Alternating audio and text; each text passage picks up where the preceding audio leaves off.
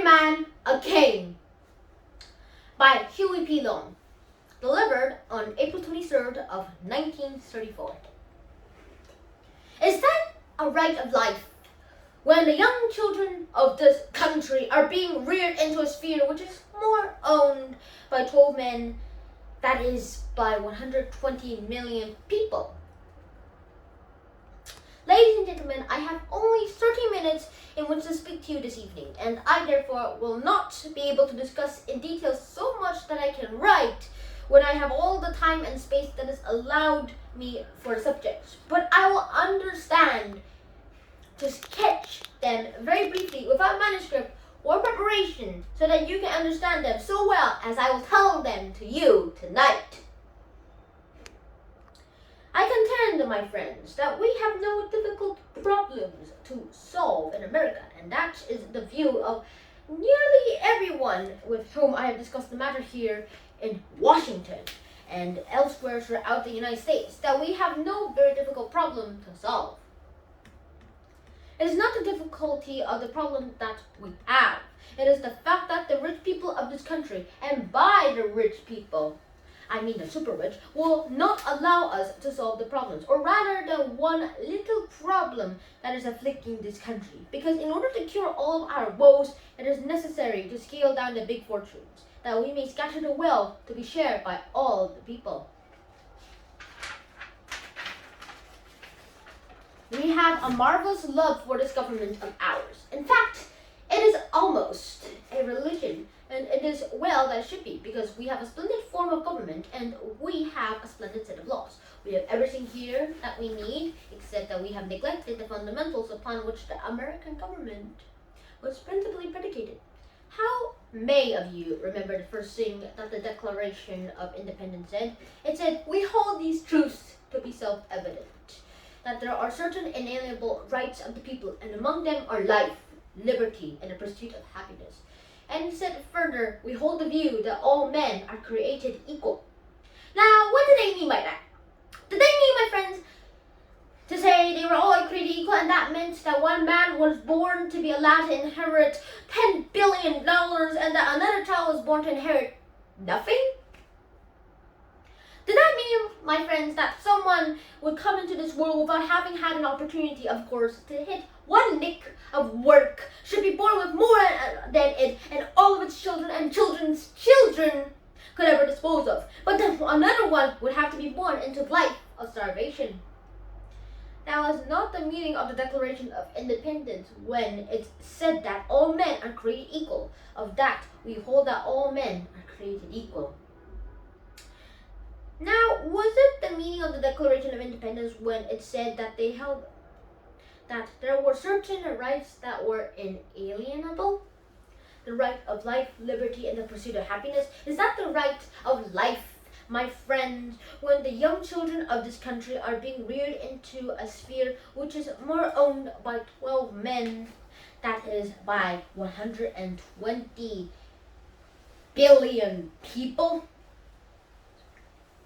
Is that, my friends, giving them a fair shake of the dice, or anything like that, the inalienable rights of life, liberty, and the pursuit of happiness, or anything resembling the fact that all people are created equal? When we have today in America thousands and hundreds of thousands and millions of children on the verge of starvation in a land that is overflowing with too much to eat and too much to wear, I do not think you will contend to that, and I do not think for a moment that we will contend it.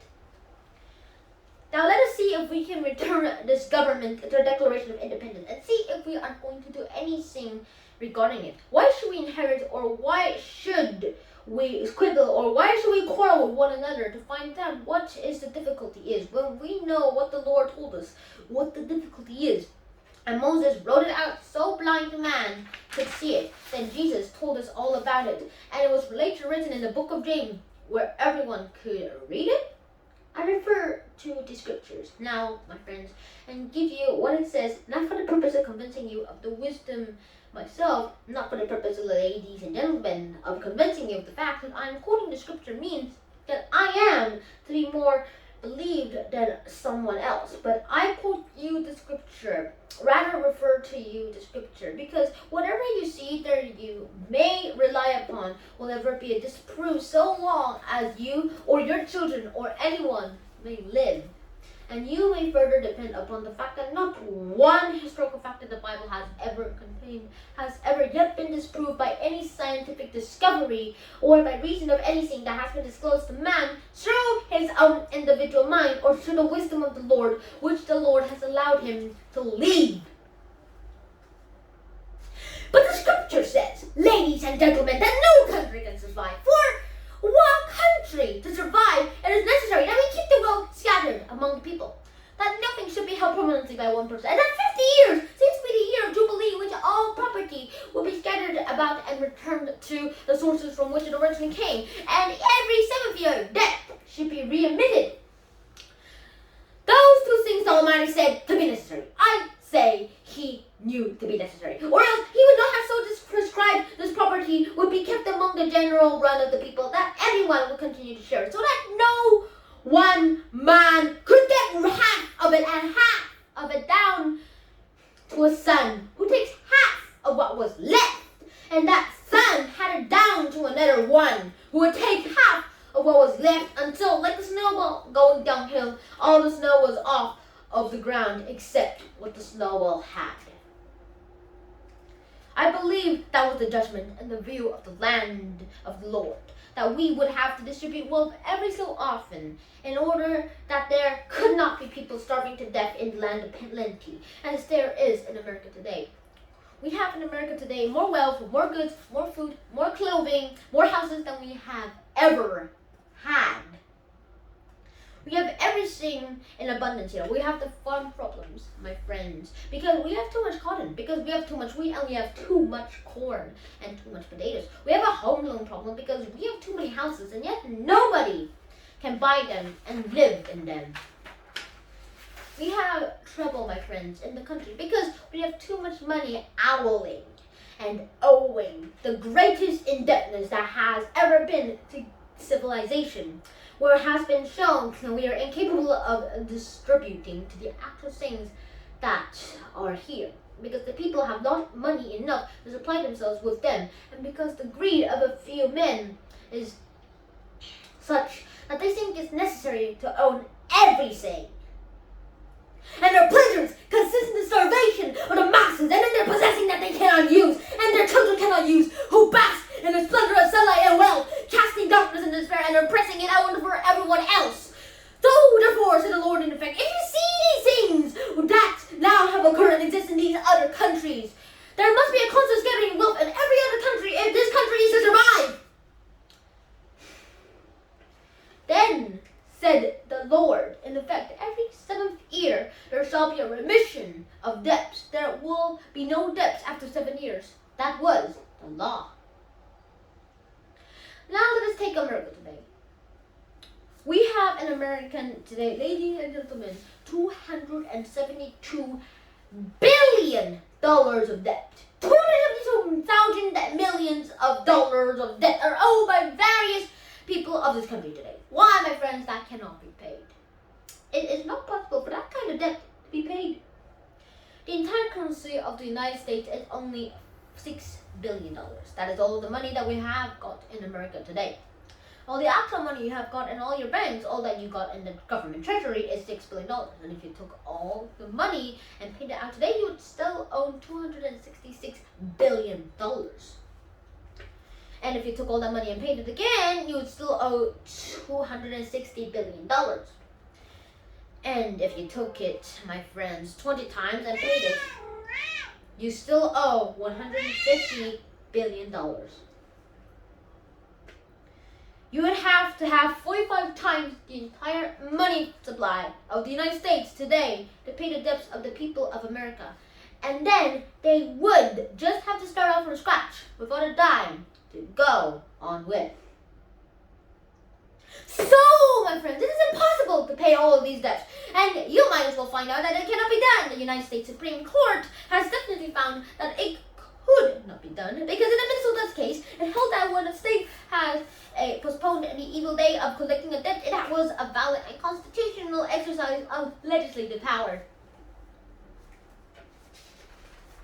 Now, ladies and gentlemen, if I I may proceed to give you some other words that I think I can understand. I'm not going to belabor you quoting tonight. I'm going to tell you that the wise men of all ages and of all times, down even to the present day, have all said that you must keep the wealth of your country scattered, and you must limit the amount that one man can own. You cannot let any man own $3 billion or $4 billion. If you do, one man can own all of the wealth of the United States has in it. Now, my friends, if you were off on an island where there were 100 lunches, you could not let one man eat up the 100 lunches. Or take the 100 lunches and not let anyone else eat any of them. If you did, there would not be anything else for the balance of the rest of the people to consume. So we have in America today, my friends, a condition by which about 10 men dominate the means of activity in at least 85% of the activities that you own. They either own directly everything or they got some kind of mortgage on it, with a very small percentage to be expected. They own the banks, they own the steam mills, they own the railroads, they own the bonds, they own the mortgages, they own the stores. And they have chained the country from one end to the other until there's not any kind of a business that a small independent man can go into today and make a living. And there's not any kind of business that an independent man can go into and make any money to buy an automobile with. And they have finally and gradually steadily eliminated everybody from the fields in which there is living to be made. And still they have got little enough sense to think they ought to be able to get more business out of it anyway.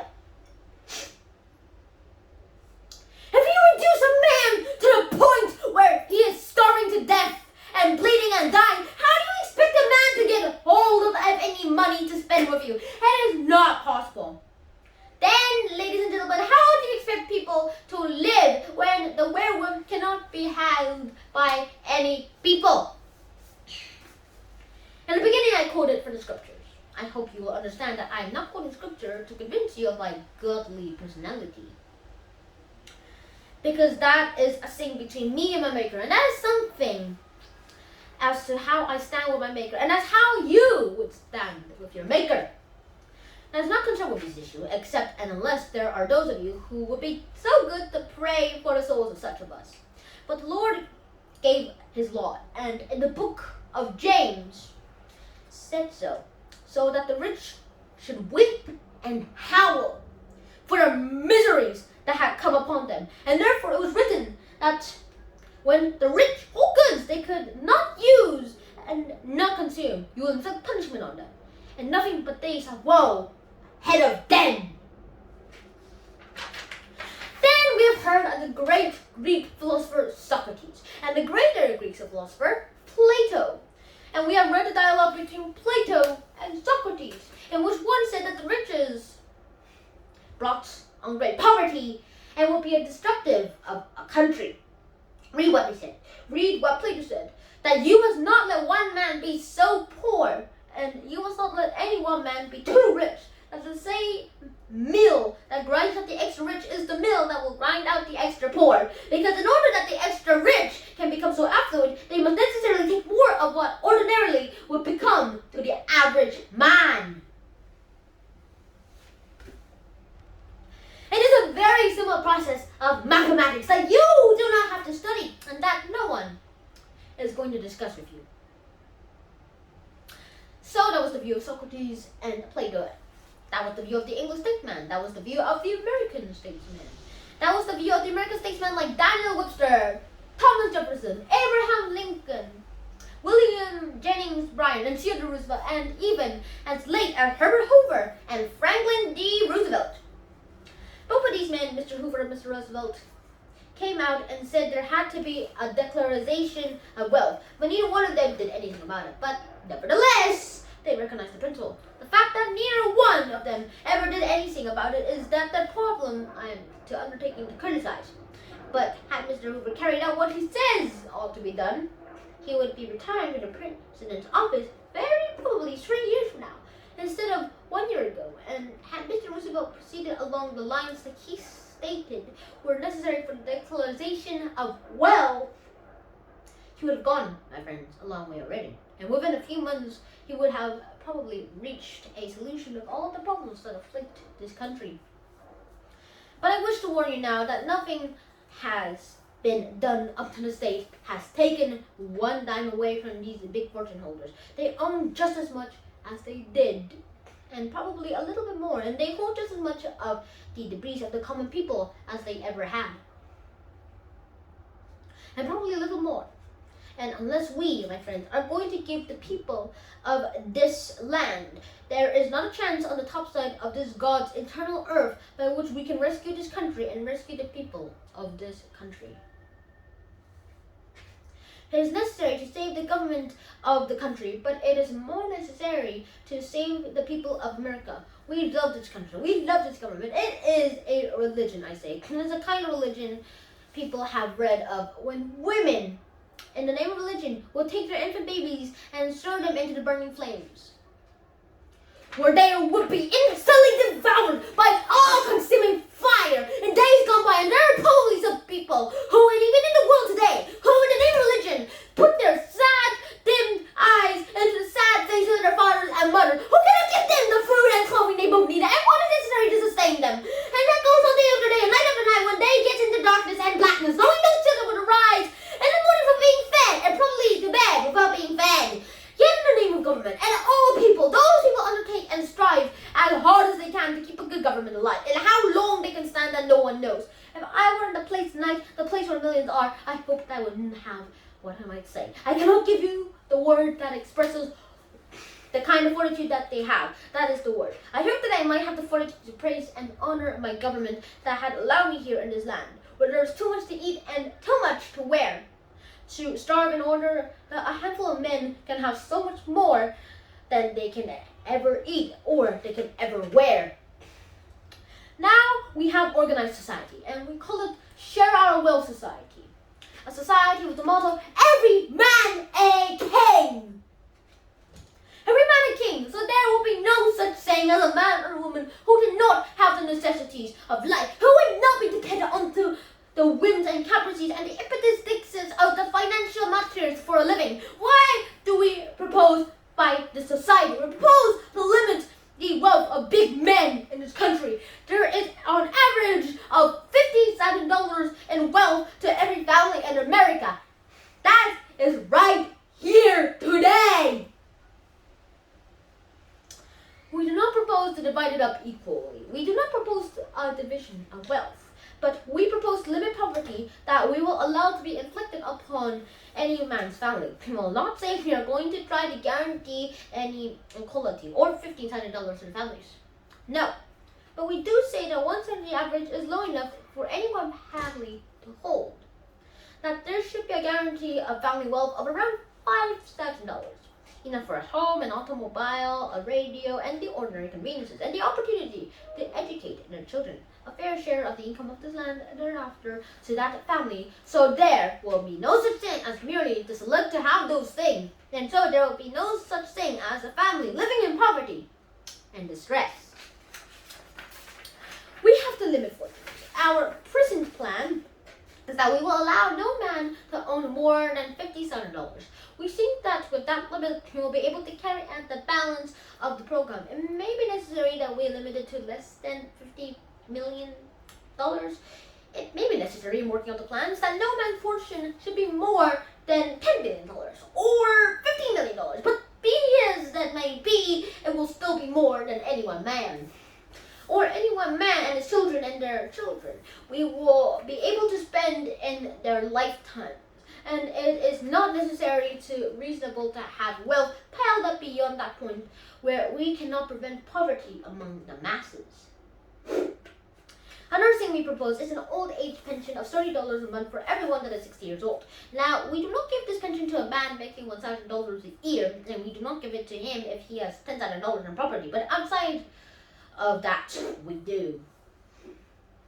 We will limit hours of work. There's not a necessity of overproduction. I think all you've got to do, ladies and gentlemen, is just limit the hours of work to such an extent as people will work only so long as is necessary to produce enough for all of the people to such an extent as people will work only so long as is necessary to produce enough for all the people to have what they need. Why, ladies and gentlemen, is just limit the hours of work to such an extent as people will work only so long as is necessary to produce enough for all the people to have what they need. Why, ladies and gentlemen? Let us say that all of these labor-saving devices reduce hours down to where you do not have to work but 4 hours a day. That is enough for these people.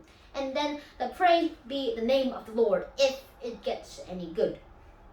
Let it be good, and know the curse, that we will have 5 hours a day and 5 days a week, or even less than that. And we might even get a whole month off during a year. We're keeping 2 months. And we might do what other countries have been fit to do. And what I did in Louisiana by having schools by which adults could go back and learn the things that have been discovered when they went to school.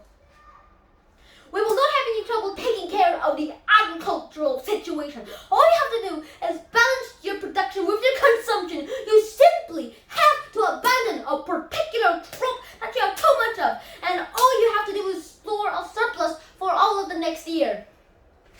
And the government will take it over. You have a good crop in the area in which the crops that have been planted are sufficient for another year. Put in your public works in a particular area when you do not need to raise anymore. And by that means you get everybody employed. When the government has enough of any particular crop to take care of all of the people, that will be all that is necessary. And in order to do this, our taxation is going to be to take the billion-dollar fortunes and strip them down to the frying size. Not to exceed $50,000, and it's necessary to come to $10,000. You will come to $10,000. We have worked the proposition of our guarantee a limit upon property, and no man will own less than 1/3 of the average, and guarantee a reduction of fortunes and reduction of hours to spread wealth throughout this country. We would care for the old people above 60 and take them away from the thriving industry and giving them a chance to enjoy the necessities and live in ease, and thereby lift from the market the labor which would probably create a surplus of commodities. Those are the things you propose to do. Every man and king, every man to eat when there is something to eat, all to wear when there is something to wear that makes us all sovereign. You cannot solve things like these through these various and lovely alphabetical codes. You can have the NRA and PWA and CWA and UUG and GIN and any other kind of dadgummed lettered code. You can wait until doomsday and see 25 more alphabets. But that is not going to solve this proposition. Why hide? Why people? You know the trouble is. The man that says he does not know what the trouble is, just hiding his face to keep from seeing the sunlight. God told you what the trouble is. The philosophers told you what the trouble is. And when you have a country where one man owns more than 100,000 people or 1,000,000 people, and when you have a country where there is 4 men as in America who have got more control over things than all of the 120,000 people together, you know what the trouble is. We had those great incomes in this country, but the farmer who plowed from sun up to sundown, who labored here from sun up to sundown for 6 days a week, wound up at the end of the day with practically nothing. And we ought to take care of the veterans of the wars in this program. That is a small matter. Suppose it does cost $1 billion a year. That means that the money will be scattered throughout this country. We ought to pay them a bonus. We can do it. We ought to take care of every single one of the sick and disabled veterans. I do not care whether a man got sick on the battlefield or did not. Every man that wore the uniform of this country is entitled to be taken care of. And there is enough money, more than enough money in fact, to do it. And we can need to spread the wealth of the country, which you did not do in what you call the NRA. If the NRA has done any good, I can put all of these things in my eye without getting hurt. All I can say that the NRA has done is to put a little man out of business, the little merchant in the store, the little bagel in the